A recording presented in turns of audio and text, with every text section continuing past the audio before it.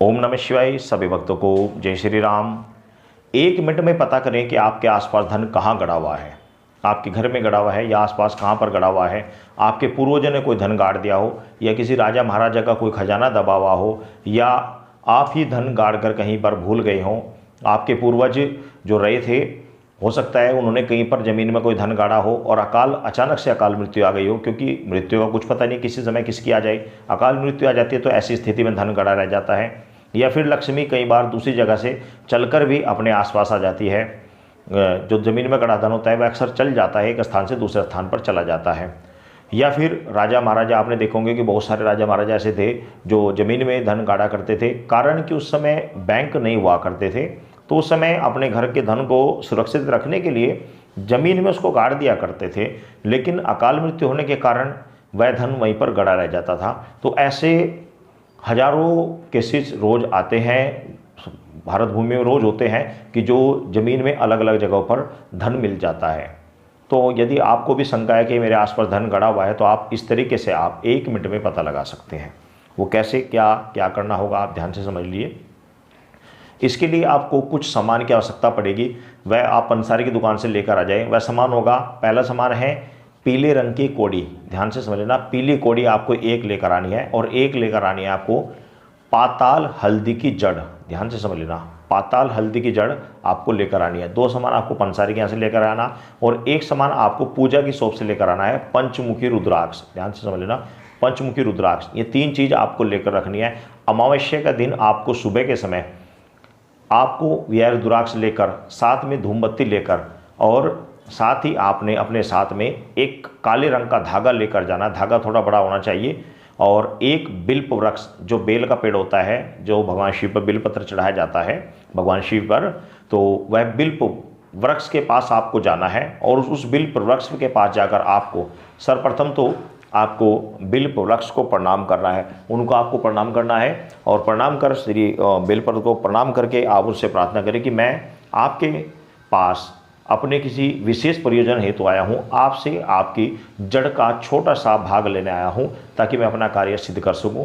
और उनसे प्रार्थना करें और साथ ही ओम नमः शिवाय का उच्चारण करते रहे। फिर आपने उस रुद्राक्ष के अंदर आपको धागा पिरो लेना है, काला धागा रील का ले लीजिए, जैसे भी आपको उपलब्ध होता है वैसा ले लीजिए, या पाट का धागा ले लीजिए। आपको उस जो बिल्व वृक्ष है उसके 3 बार आपको वो धागा उसके चारों तरफ लपेटना है। 3 बार, 3 लेयर आपको बनानी है, 3 बार उसे लपेटना है और वह रुद्राक्ष उसमें बांध दीजिए और धूमबत्ती वहीं पर लगा दीजिए। और फिर पुनः आप उनसे प्रार्थना करें कि मैं अपने किसी विशेष प्रयोजन हेतु आपकी जड़ लेने आया हूँ, कृपया कर मुझे अपनी जड़ देने की कृपया करें। लेकिन ये आपको अवश्य बोलना पड़ेगा। कभी भी किसी वृक्ष से कोई चीज़ लेनी हो तो मांग कर लेनी चाहिए, ऐसे काट कर लाएंगे तो वह औषधि काम नहीं करती है।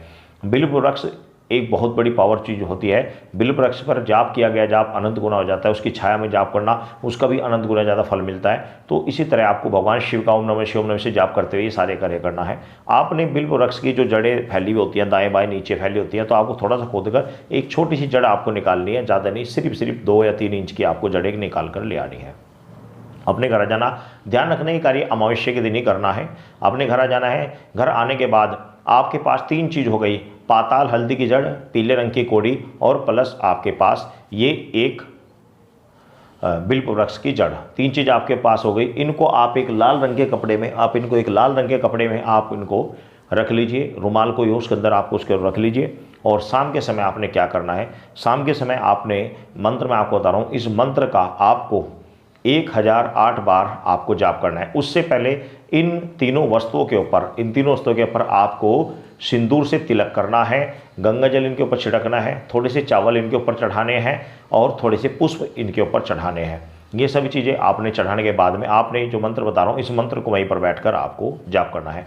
आप 1 माला मंत्र जाप करेंगे, उस सामान के ऊपर फूंक मारेंगे, फिर 1 माला मंत्र जाप करेंगे, फिर सामान के ऊपर फूंक मारेंगे। इस प्रकार आपको 10 माला जाप करनी है, ज़्यादा नहीं, सिर्फ 10 माला जाप करनी है।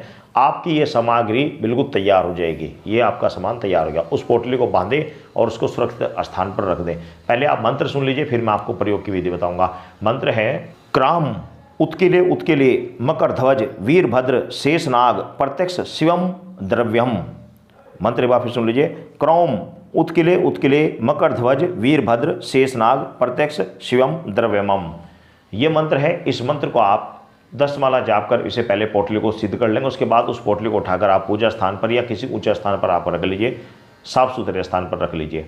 जब कभी भी आपको डाउट लगे कि मेरे आसपास धन गड़ा हुआ है, तो आप जाइए उस पोटली को लेकर जहाँ पर धन का आपको शंका है, तो वहाँ पर आप उसको रख दीजिए। रखकर मंत्र पढ़िए, मंत्र पढ़ते रहिए और पोटली को एक स्थान से दूसरे स्थान पर, इस प्रकार आप यहाँ पर बैठे हैं तो यहाँ पर मंत्र पढ़ते हुए आप रख कर देखिए।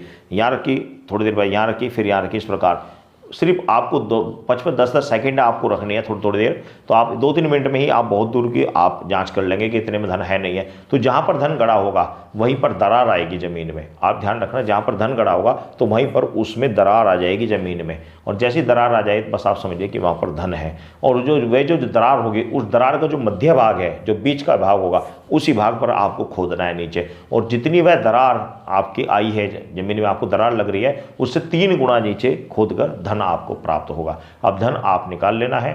धन पर यदि कोई सर्प इत्यादि है या कोई माया इत्यादि है, या किस तरह निकाला जाता है, किस तरीके से उसको प्रयोग किया जाता है, ये सभी मैंने ऑलरेडी बहुत सारी वीडियो इस विषय में मैंने प्रत्यक्ष रूप से बनाई हुई है, क्योंकि मैंने कई बार इस चीज़ का अच्छी प्रकार से अनुभव किया हुआ है। इसलिए मैं आपको बता रहा हूँ कि मैंने कई वीडियो इस विषय में बनाई हुई है। आप उन वीडियो को देखिए, आपको पता लग जाएगा कि फिर धन आपको किस प्रकार निकालना है। तो ये तरीका है धन देखने का, कहाँ पर धन गड़ा हुआ है, किस तरीके से निकाला जाता है। सभी भक्तों को जय श्री राम।